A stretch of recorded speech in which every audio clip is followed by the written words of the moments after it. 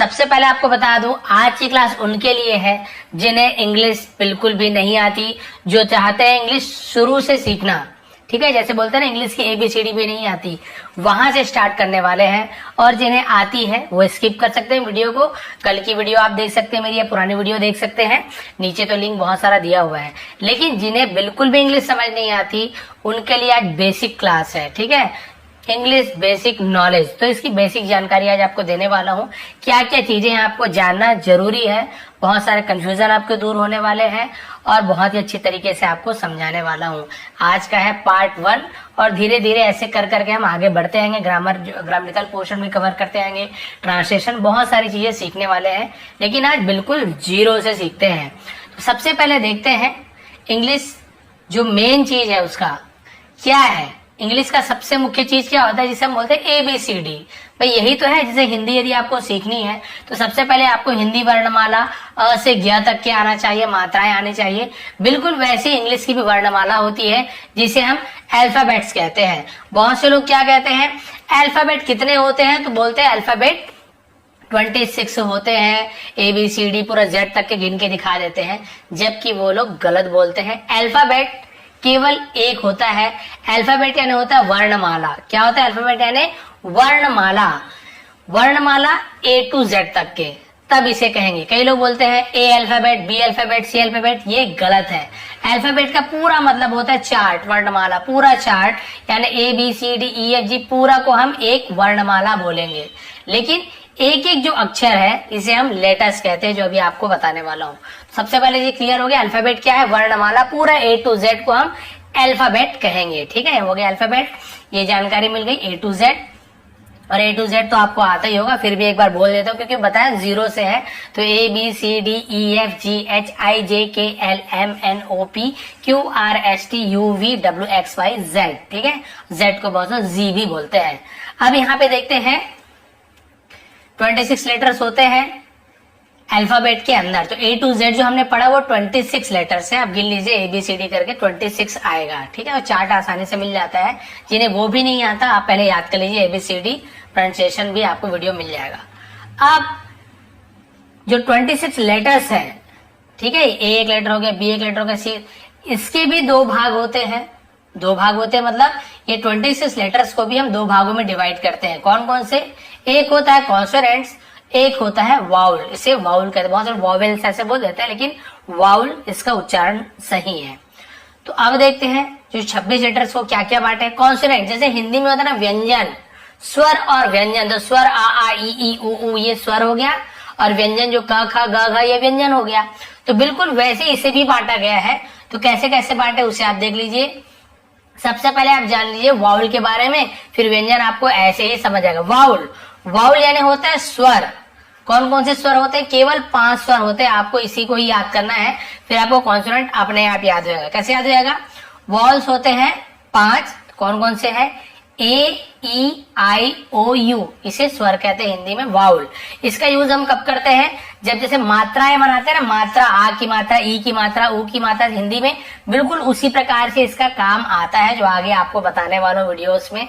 कैसे मात्रा बनाते हैं, कौन सी मात्रा, आ की मात्रा किसका यूज करे, बड़ी की मात्रा किसका यूज करे, वो भी आपको समझाने वाला हूँ। इंग्लिश में, हिंदी में, सब चीज। तो ये आप समझ गए। ये 26 में से 5 तो हमारे हट गए, इसे हम वाउल कहते हैं, AEIOU। अब कॉन्सोनेंट क्या है, व्यंजन, जो हम क ख ग हिंदी में बोलते थे। तो यहाँ पे तो 26 ही है, तो 5 हट गया, बचा 21। तो 21 कॉन्सोनेंट हम कैसे याद करें, कैसे याद करें, ये 25 ये 5 AEIOU को आप हटा दीजिए। इसके बाद जो भी बच गया 21 वो आपके कॉन्सोनेंट है। जैसे ABCDE, ई को मैंने क्यों हटाया, क्योंकि ई इसमें है। तो ई क्या है, वॉल्स है, तो वॉल्स में ई हट जाएगा, कॉन्सोनेंट नहीं होगा, ई वॉल्स है। ठीक है, तो मैंने जानबूझकर रेड में लिखा है। फिर आ गया एफ भी कॉन्सोनेंट है, जी भी कॉन्सोनेंट है, एच भी कॉन्सोनेंट है। फिर आई में मैंने क्यों यहाँ पर रेड किया, घेरा क्यों, क्योंकि आई तो वाउल्स है। इसी प्रकार आपको आगे बढ़ते आ रहा है, चाहे JKLMNO। अब ओ क्या हो गया, वाउल हो गया, तो ओ भी वाउल हो गया। तो भाई ये पांचों के अलावा जो भी है ABCDFGH जितने, ठीक है, ये पांचों को छोड़ के बाकी कॉन्सोनेंट कहलाते हैं, व्यंजन कहलाते हैं।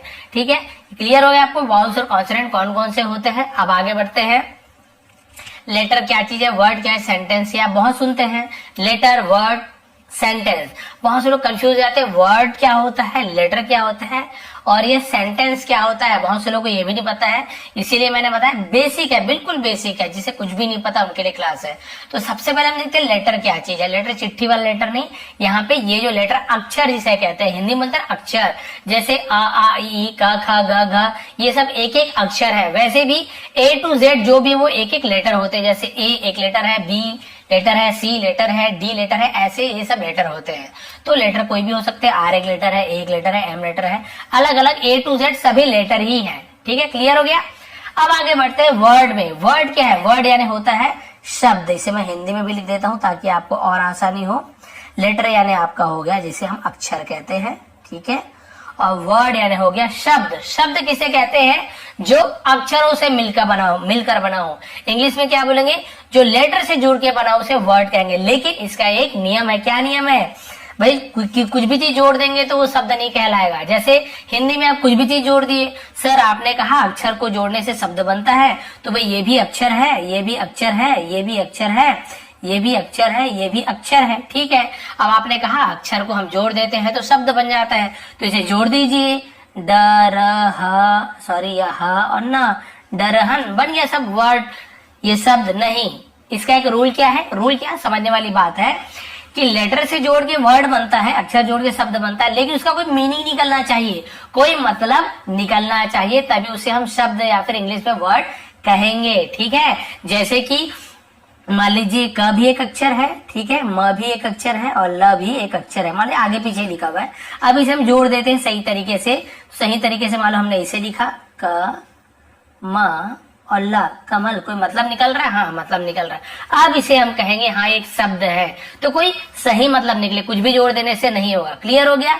इसी प्रकार से इसे आप कलम भी लिख सकते हैं। आप क्या लिख सकते हैं? क ल म, कलम, ये भी जुड़ गया, इसे ही जोड़ के बनाया है, तो ये शब्द। तो मैं आपको ये समझाना चाह रहा था कि अक्षर से जुड़ के शब्द बनते हैं, लेकिन आगे पीछे कुछ भी गलत जोड़ने से नहीं, उसका कुछ मतलब निकलना चाहिए। वैसे ही इंग्लिश में बिल्कुल है, लेटर है ABCD, आगे पीछे कुछ भी लिखा हो उसे जोड़ के आपको वर्ड बना, लेकिन उसका कोई मीनिंग निकलना चाहिए, कुछ भी आड़ा तिरछा नहीं होना चाहिए, मतलब उसका मीनिंग होना चाहिए। जैसे कि देखिए R एक लेटर है, ठीक है, A भी एक लेटर है, M भी एक लेटर है।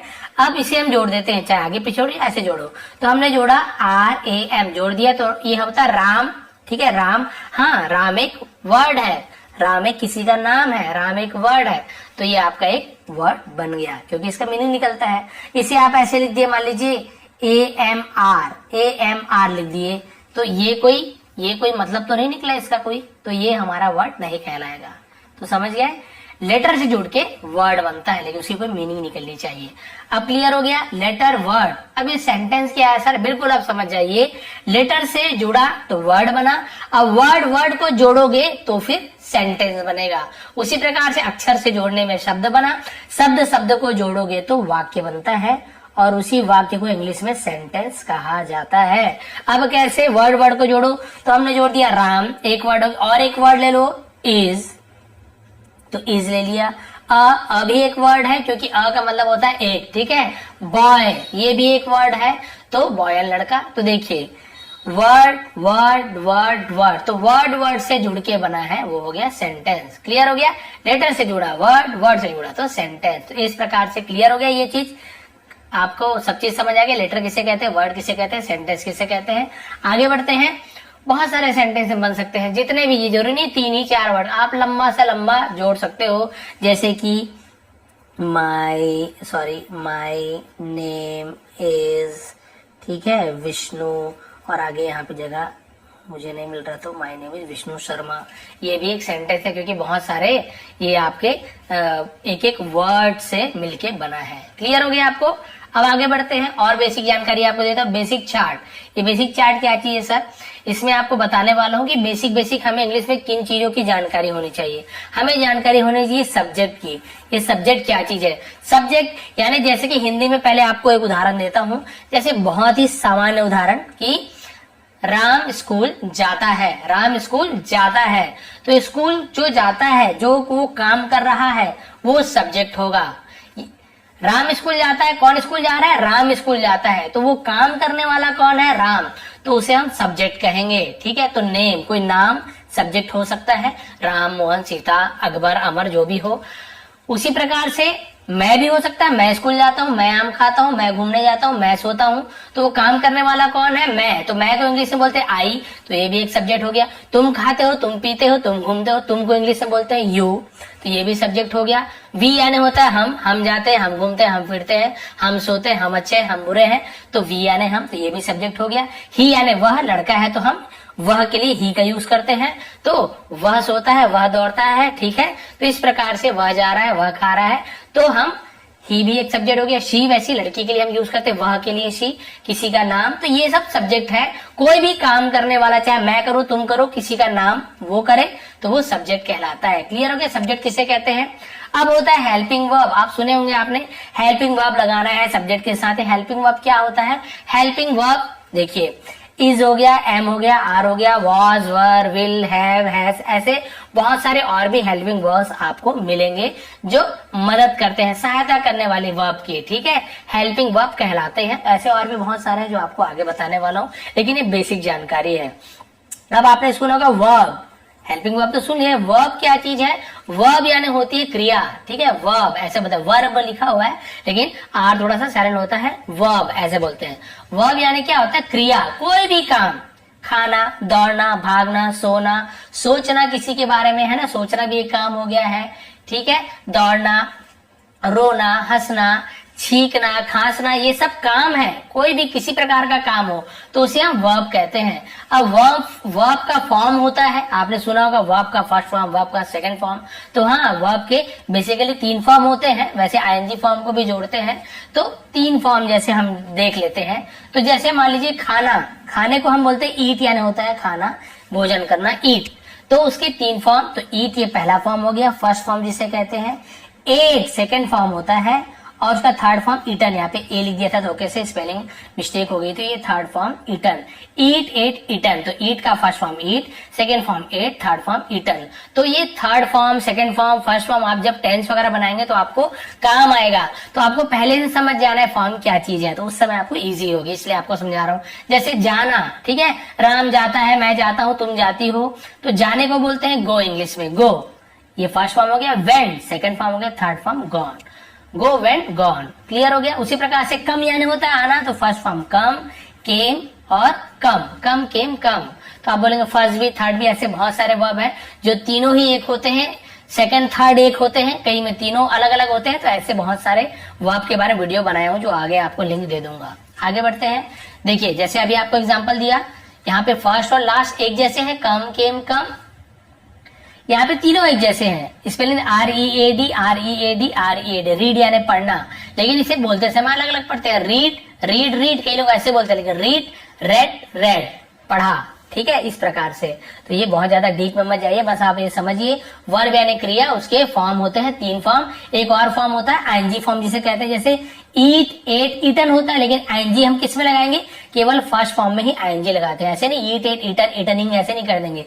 ईट है तो हम ईटिंग, ठीक है, कैसे ईट है तो जगह यहाँ पे लिख देता हूँ, ठीक है, अलग से लिख रहा हूँ यहाँ पे, तो हम ईट का ऐसे ईटिंग हो जाएगा, ठीक है। गो है तो आईएनजी फॉर्म क्या हो जाएगा? गोइंग। तो फर्स्ट फॉर्म में ही आईएनजी जोड़ देते हो, आईएनजी फॉर्म कहलाता है, फोर्थ फॉर्म में बोल सकते हो। क्लियर हो गया? सब्जेक्ट क्या है, हेल्पिंग वर्ब क्या है, वर्ब का फॉर्म क्या है।